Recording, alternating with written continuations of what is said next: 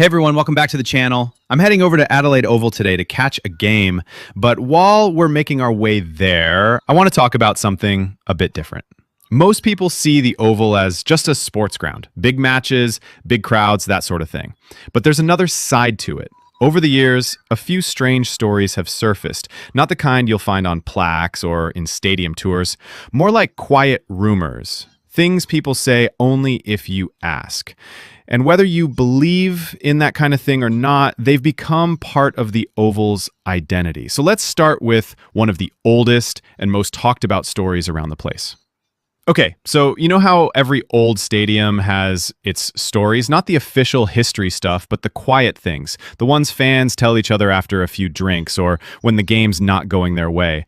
Adelaide Oval has one of those, and it's not about the players or the wins or the massive crowds. It's about the scoreboard. Yeah, that scoreboard, the giant, old-school, manually operated one that's been standing since 1911. It's a beast of a thing, tall, made of timber and metal, and somehow still working more than 100 years later. It doesn't flash or flicker like a digital screen. It clunks. It creaks. There are people inside during games literally flipping giant numbers by hand like it's still the early 1900s. And that's part of what makes it special. There's nothing else like it in any other stadium in the country. But the weird part? Some folks swear it's haunted. Now, I know that sounds like the kind of thing you'd hear on a ghost tour, but it's not like that. No one's running around screaming or lighting candles in there. It's quieter than that. People who've worked night shifts say they've seen movement behind the scoreboard glass when the building was locked up tight.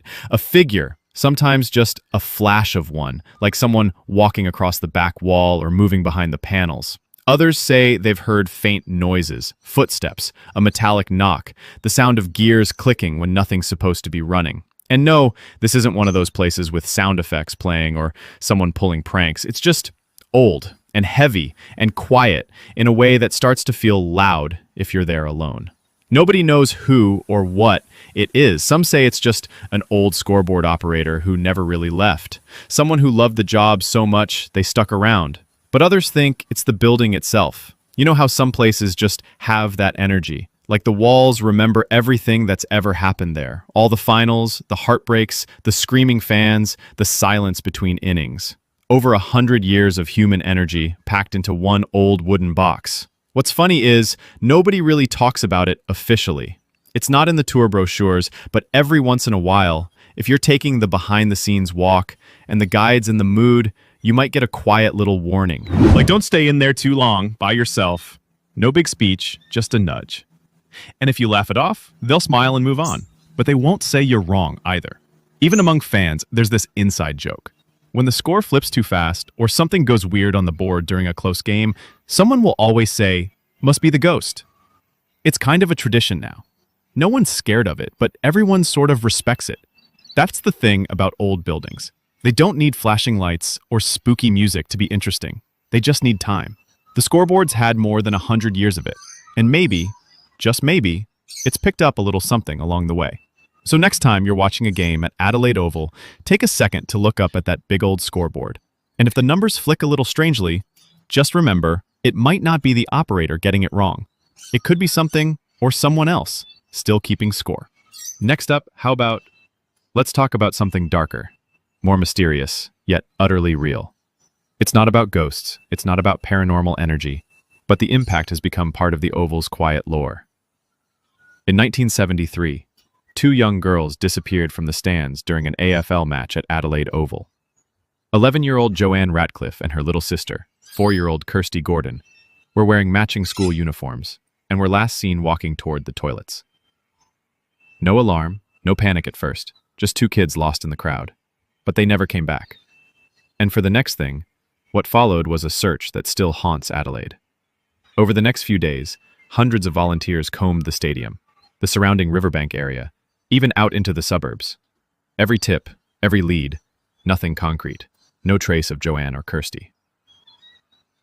In the 50-plus years since then, no resolution, no bodies, no arrests, just unanswered questions that echo inside the stadium even when it's empty. This wasn't a sensational case with a TV trial or a shocking confession. It was subtle, simple tragedy on a public afternoon. But the absence created a void almost as loud as the cheers, For decades, parents whispered it at school gates. Fans whispered it at the bar while watching footy replays. The Oval's concrete and steel backdrop quietly absorbed the grief. Time passed. The stadium evolved. New stands, bigger crowds, floodlights. The Ratcliffe Gordon case never officially became haunted, but many people report an eerie feeling in the same stands where the girls were last spotted. Some say they sense a presence in those rows, especially late at night when empty. A chill, a pause in the crowd noise, a moment where no one exists, yet something lingers. Now, this isn't paranormal storytelling with flickering specters. It's a human story, which makes it more powerful. Some fans say they've felt the weight of that unsolved mystery when they sit in those seats, under those same stands. Is it ghosts? Maybe not. But the memory is there, persistent, almost physical if you let yourself feel it. At Adelaide Oval tours, they don't hide it. It's usually included in the significant moments segment, not to dramatize, but to ensure visitors understand the deeper history beneath the stadium's energy. Older staff sometimes pause by those stands and share a quiet note. This is where it happened. No speculation, just fact. Because in this case, mystery doesn't need embellishment. And that's exactly why many longtime locals consider the Ratcliffe Gordon story as part of Adelaide Oval's shadow side. It's not about fear, it's about memory. The kind of memory that doesn't fade when they rebuild seating or install new lights. So if you ever walk through the same sections once crowded with families, or you pause in front of the scoreboard before a game, just remember that this place isn't only about sporting history. It's also a marker in someone's life that changed forever, and a quiet echo that still lingers inside these walls. And then there's this thing. Let's step away from stories of missing kids. This one's all about the shadows you see when nobody's watching, and the whispers you hear when no one's talking. Underneath Adelaide Oval lies a maze of tunnels and corridors built in the late 1800s, long before the glitzy scoreboard and modern grandstands. They were once used for ushers, equipment, early teams, and maintenance workers to move quietly between venues. Today, most of those pathways are closed off. But some staff and longtime security crew insist they still hear things down there. Imagine walking beside an empty tunnel after hours. Somewhere in the darkness, a light flickers. Brief, sudden, exactly where no switch is on.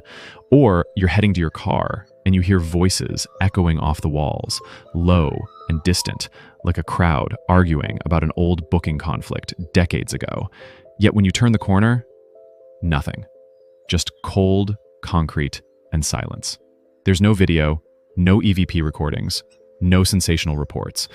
But there are persistent accounts from people who've worked there for years and who usually don't talk up the paranormal. One guard told me he heard laughter in a tunnel that was sealed off and unused, rang his supervisor, got no response, and the next morning found the door unlocked again with no sign of entry. Okay, next up. Some folks say those shadows and echoes come from lingering energies. People who worked there long ago and had jobs that disappeared with renovations. Others chalk it up to building quirks, shifting infrastructure, wind whipping through unused vents, or wiring faults, causing lights to pulse. Still, when multiple people report the same sensation at the same spot over years, that shifts from coincidence into something that can't be entirely dismissed. It's exactly the kind of story you don't tell at the start of a tour. Guides usually keep the focus on cricket legends, historical milestones, and architectural highlights. But if you hang back, listen between the stories, you might hear them say, "There was that one place I never liked going after hours." And that's the choice approach, not hype, just quiet acknowledgement. Because in this case, it's not about ghosts. It's about an unsettling presence that chose not to announce itself. So what does that mean for you as a viewer or visitor? It means Adelaide Oval is bigger than sport. It's a site layered with human history, enthusiasm, loss, minor calamities, quiet renovations, and plenty of faded energy that doesn't just vanish with torn-out seating. It means the place lives, even when it's empty. When the stadium lights go off and you find yourself alone, wandering past those sealed corridors, Take a moment. Listen. Feel the shift in the air. Maybe a light flickers near a wall you passed before. Maybe you catch an echo of something. Not words, just a hint of motion or murmuring in the walls. Whether it's paranormal or just odd architecture, those stories leave an imprint. They're the kind of quiet tales that stick with you long after you leave and keep you thinking. What if there's more happening than the scoreboard shows? Now this is where it gets interesting. We're slowing down and heading to one of the most iconic places in the Oval, the Hill. Those grassy tiers under the towering Moreton Bay fig trees at the northern boundary. By day, it's family-friendly, shade-filled, pleasant. But when the crowd's thin, there's a different vibe. A chill that doesn't come from the sea breeze, and a weird energy that some fans call the ghost of the hill. You'll hear it described as small sensations. A fan, sitting quietly, says they felt sudden goosebumps, even though it was a warm evening. Another swears they felt someone brush past them, just for a second, yet when they turned to look, nobody was there. It didn't make them jump or scream, but it made them pause. Enough people have mentioned it that it became part of the informal stories locals share when memories of attending oval footy games or cricket matches come up. What makes it interesting is that these moments happen in a crowd, so you're not alone. You're shoulder to shoulder with hundreds or thousands of people, and still, someone says, "I felt something behind me while the game was on." It's subtle, but it sticks. And for the next thing, check this.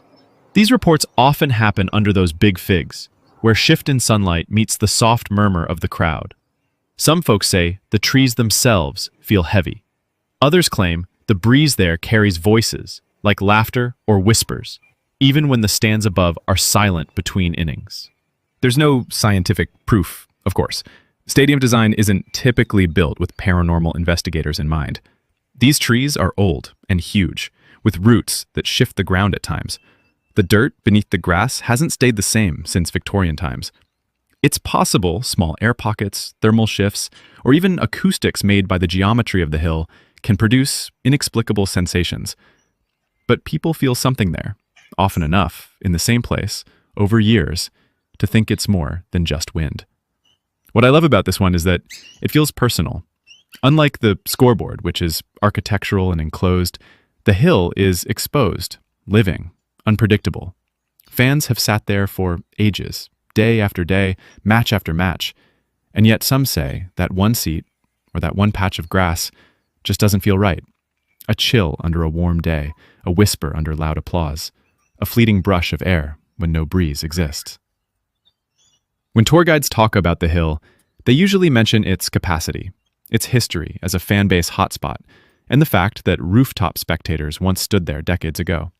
Very rarely do they mention the soft dread feeling that some longtime attendees describe arriving home after a big loss. I swear the hill felt different last night. So if you visit Adelaide Oval and grab a seat on the hill, go early. Feel the air. Push your sandals aside and touch the grass. See if the breeze feels normal. And when the crowd roars mid-game, try to feel that swirl of energy beneath you.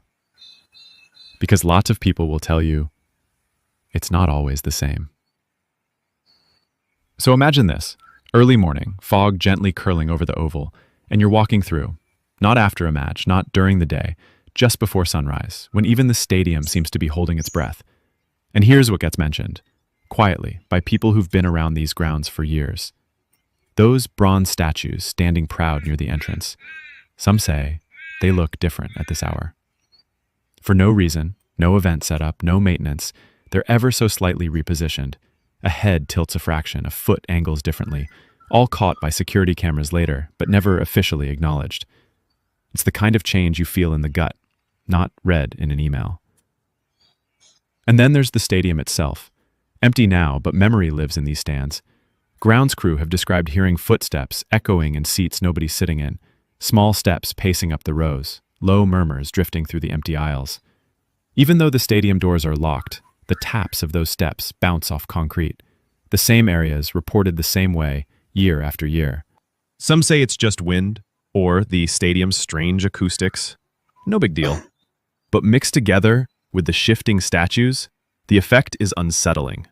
Because when you've walked past those figures earlier in bright daylight, and then you return at dawn, and something feels slightly skewed, and you hear footsteps when you're alone, well, it tickles something small inside you. That's memory, energy, or something else, but it's enough. So as you wrap up this drive through Oval mysteries and make your way back to the cars or buses, keep your mind open. The rest of the stadium, bright and crowded, feels safe, but out here in the hush of fog, it's different. The statues don't slumber, the seats hold echoes, and you might just catch a glimpse, or a whisper, of the Oval's unsaid history before the sun fully rises. So that's just a glimpse into the stranger side of Adelaide Oval. Stories that have lingered quietly behind all the noise of game day. Whether it's old shadows on the hill, whispers in the tunnels, or statues that don't always seem as still as they should be, it's clear this place holds more than just sports history. If you enjoyed the ride and you want more videos like this, where we mix local legends with laid-back drives and real talk, make sure to subscribe to the channel. Tap the notification bell too so you don't miss the next one. There's a lot more like this coming up, and you'll want to be here when it drops. Thanks for watching, and I'll catch you on the next drive.